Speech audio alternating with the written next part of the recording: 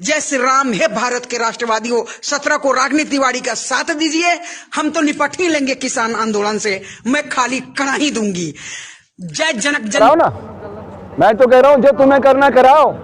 अगर तुम गोलियां चलाओगे तो सबसे पहले हर्षनंद का सीना छलनी करना पड़ेगा।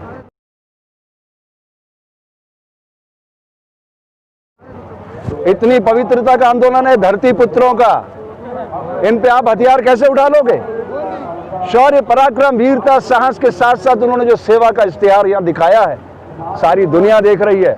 ये भारत का आंदोलन नहीं है, ये दुनिया के तमाम किसानों का आंदोलन है, दुनिया के तमाम उन योद्धाओं का आंदोलन है जो समाज को अच्छा बनाना चाहते हैं। चलिए स्वामी जी, आज एक पंजाब केसरी में खबर आई हुई है, उसमें पाकिस्तानी देश विरोधी लोग एक पूछो। हाँ, साध्वी प्रज्ञा देवी बोल रही है कि ये जो है देश विरोधी लोग हैं, क्या कहना है इसमें? वो तो टेररिज्म में, आतंकवाद, आज भी उसके ऊपर केस चल रहा है, महाराष्ट्र में बरी नहीं हुई है वो।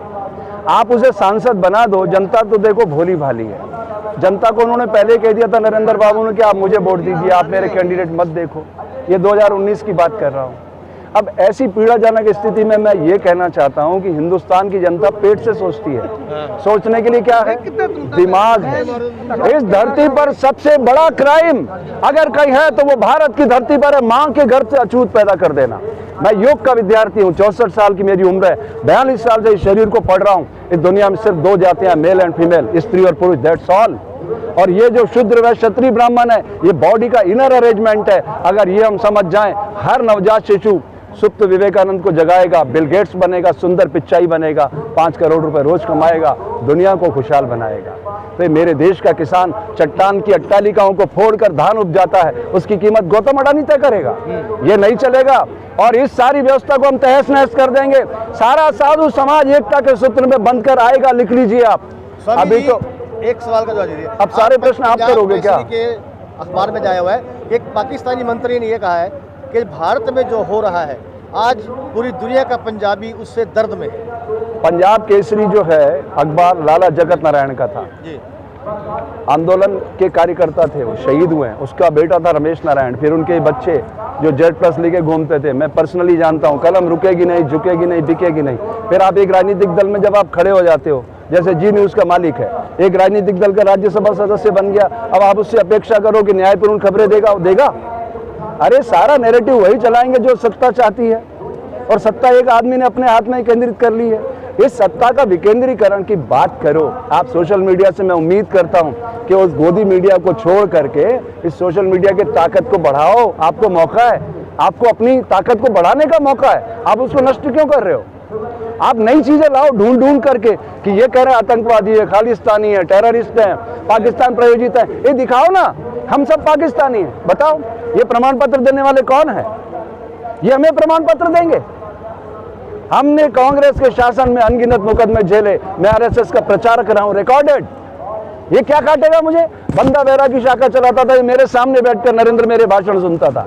कुशाभाऊ ठाकरे, बाबा साहब नातोजी, ऐसे विद्वान लोग हमारे बौद्धिक प्रमुख हुआ करते थे। ये क्या हमें ज्ञान देगा ये कल का? हम इससे बहुत पुराने कार्यकर्ता रहे हैं। हम किसानों के साथ इसलिए खड़े हैं कि किसान भारत की आत्मा है और उसकी आवाज देने के लिए हम यहाँ खड़े हुए हैं। बीजेपी महासचिव हैं, उनका आज का ही बयान है कि 1% ही किसान है यहाँ पे, और वो बार बार यही चीज कौन? बीजेपी महासचिव एक हैं, वो बयान दे रहे हैं। कौन? नाम बताइए। कैलाश विजयवर्गीय है क्या? नाम बताइए उसका। कैलाश विजयवर्गीय इंदौर वाला, उसका रिकॉर्ड देखिए, उसके बच्चे हथियार उठा लेता है। आनंद जो MLA है, उसका लड़का आकाश विजयवर्गीय। इस तरह से क्राइम को फैला रहे हैं ये लोग। ये क्या है? सारे सिस्टम पे कब्जा करके धन के बल पर सारे देश को गुलाम बनाना चाहते हैं। अब ये नहीं हो सकेगा। देश की जनता जाग चुकी है और मैं देश की जनता से अपील करता हूं, ये लोकतंत्र को बचाने का, किसानों को बचाने का, इस देश को बचाने का अभियान है। हम सबको मिलकर छत के नीचे आना होगा और एक नए भारत के निर्माण में जिम्मेदार भूमिका निभाना होगी। मैं ये चाहता हूं कि अगर हम बच्चों पे फोकस करेंगे, हर बच्चा सुंदर पिचाई जैसा ही पैदा होता है, हम उसे हिंदू, मुस्लिम, सिख, ईसाई बना देते हैं। इसकी जरूरत नहीं है। अब सारी दुनिया एक ग्लोबल विलेज में तब्दील हो चुकी है। सारी दुनिया इन घटनाओं को देख रही है कि भारत में क्या हो रहा है, और नरेंद्र का असली चेहरा समाज देख चुका है। मैं तो शुरू से कहता रहा हूँ, इसको मानसिक रूप से इलाज की जरूरत है, लेकिन हम देश के भोले भाले लोगों ने उसको सत्ता सौंप दी है। नतीजा सामने है। इतने दिनों से आंदोलन कर रहे हैं, उनके कान पे जूं नहीं रेंग रही है, और ये नए नए नैरेटिव ला रहे हैं अपनी गोदी मीडिया के जरिए। कितनी पीड़ा की बात है। मेरा सवाल है, आज 18 दिन से ऊपर ऊपर होने जा रहे हैं इस प्रदर्शन को। आप एक बात बताइए, आप मीडिया पर्सन है, सोशल मीडिया में है, जंतर मंतर इस देश का सबसे बड़ा आजादी के आंदोलन का प्रतीक है ना। 4 साल तक वहां 1 रैंक 1 पेंशन के सैनिक बैठे, उखेड़ दिया ना उनको। 4 साल, अभी तो आप दिनों की बात कर रहे हो। 4 सालों में उनको कोई फर्क नहीं पड़ा और आप दिनों में चिंता कर रहे हो। ये आंदोलन नहीं है, ये एक चिंगारी है आजादी की। तो सरकार पीछे क्यों नहीं हट रही है? सरकार क्या, फिर सरकार है किधर? सरकार होती तो आती ना आपके पास। अरे प्राइवेट कंपनी है, उसे तो शोषण करना है समाज का। उनको पता है ठंड पड़ रही है और लोग थोड़े दिनों में अपने घरों में लौट जाएंगे।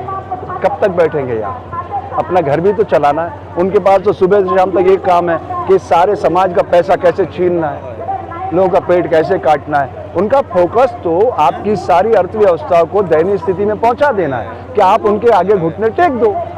और जब आप घुटने टेक दोगे तो वो आपके हिसाब से गुलाम बना के अपने हिसाब से समाज को चलाएंगे। यही तो उनका प्लानिंग है। अब मैं ये कहना चाहता हूं, कच्छ के अंदर हजारों एकड़ जमीन इस नरेंद्र मोदी ने गौतम अडानी की कंपनी को 1 रुपए में टोकन मनी पर दी है। और किनकी दी है? किसानों की। बिना रजिस्ट्री के उनके खाते कैसे चढ़ गई, मैं पूछना चाहता हूं। 2014 में इसने कहा था सबका साथ, सबका विकास, सबका विश्वास। किधर गया? नोटबंदी, लड़खड़ाती जीएसटी, ट्रिपल तलाक, राम मंदिर, अयोध्या और ये किसान आंदोलन, ये किसान बिल। वो कहता है कि किसानों के हित में है, तो क्या ये सारे किसान मूर्ख हैं? मैं आप सोशल मीडिया के माध्यम से प्रश्न करना चाहता हूं। खाली एक संस्थान उनका पिट्ठू तोता भारतीय किसान संघ उनके साथ खड़ा है, बाकी सारे संगठन जितने भारत के हैं सब उसके विरोध में हैं।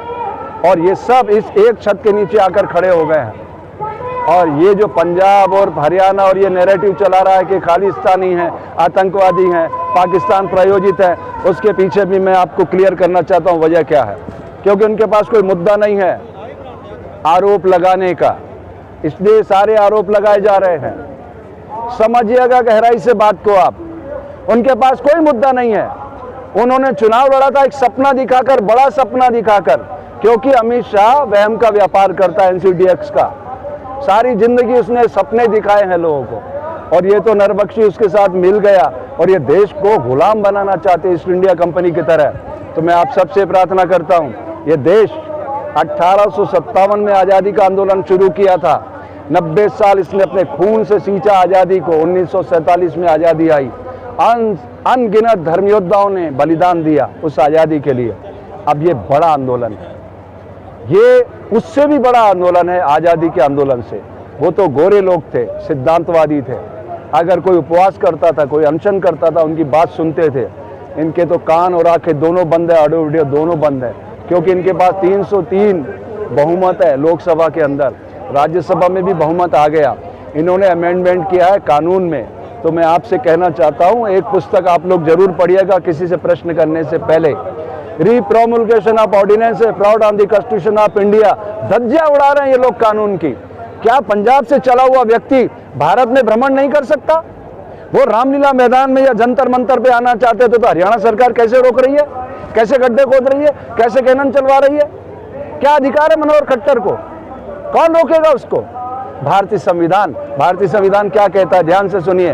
कार्यपालिका, व्यवस्थापिका, न्यायपालिका। कार्यपालिका आप और हम जो जिन्हें चुनते हैं वो कार्यपालिका है, और व्यवस्थापिका ये आपके IAS IPS जो 15-15 लाख बच्चों में से चुन के आते हैं, ये मुखौटा होता है सरकार का।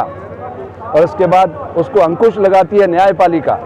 लेकिन ये तीनों ही इस समय इस नरेंद्र, अमित एंड गौतम अडानी कंपनी में तब्दील हो गए हैं। इसलिए मैं देश की जनता से अपील करता हूं, ये पुराने जमाने के आंदोलन भूल जाओ। आप उसका प्रचार मत करो एक नरपिशाच का। 10 में से 8 वक्ता नरेंद्र मोदी नरेंद्र मोदी नरेंद्र मोदी करते हैं। मैं उस जमाने में कर रहा था जब लोग डरे हुए थे। आप जाके गूगल पे सर्च करिएगा स्वामी हर्षानंद, आपको पता चलेगा मैं कब से उसके खिलाफ बोल रहा हूं। मुझे तो पता है व्यक्तिगत रूप से कोई एक मानसिक रूप से बीमार आदमी है, लेकिन देश की जनता बहुत डरी हुई थी। वो डरी हुई जनता को जगाने के लिए मैं अपना आंदोलन चला रहा था।